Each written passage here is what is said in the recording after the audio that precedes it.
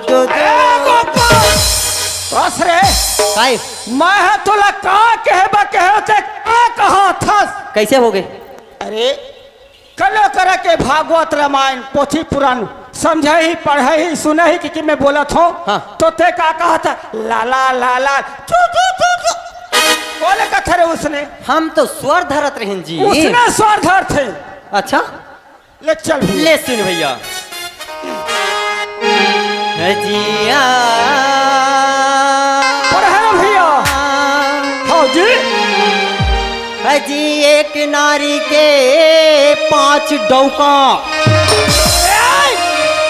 अरे जबान संभाल के बोल।